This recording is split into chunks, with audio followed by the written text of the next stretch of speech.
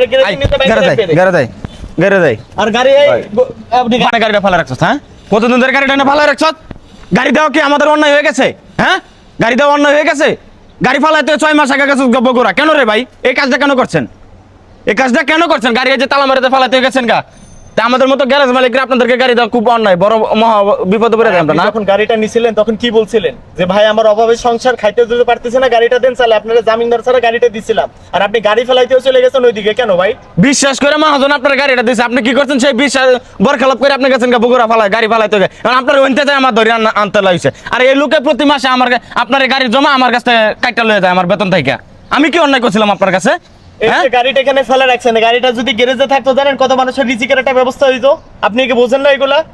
আপনি টাকাও দেন না দিয়ে আস্তে করে গাড়িটা তালা মারে দিয়ে চলে গেছেন গাড়িও পাই না আপনারও পাই না এই গাড়িটা যদি আমার গ্যারেজে থাকতো কমসে কম আমিও কিছু টাকা পাইতাম আর যে গাড়িটা চালাইতো তারও কিছু রিজিকের ব্যবস্থা হইতো এই দেখেন ভাই এই গাড়ির সিট মিট মানুষের সব লয়ে গেছে তো তাহলে নিব না এগুলো কেন পরে থাকবো নাকি এরকম ভাবে ফালাইতে গেলে গাড়ি আপনি গাড়ি নতুন গাড়ি টাকা দিবেন আসলে মানুষের উপরে থেকে বিশ্বাস উঠে যায় জানেন না এগুলো গাড়ির পিছনে আপনাদের মতো কিছু কিছু মানুষের জন্য মানুষ বিশ্বাস করতে পারে না আপনারা বিশ্বাস করে গাড়িটা তখন দিছিলাম আমি আর সেই বিশ্বাসটা নষ্ট করছেন এই 6 মাসে আমার যত টাকা কাটছে আমার সমস্ত টাকা দিবেন আর গাড়ি আপনি নতুন কিনে দেবেন উনি আমার কাছ থেকে আমার নতুন গাড়ি টাকা নিছেন আর গাড়ি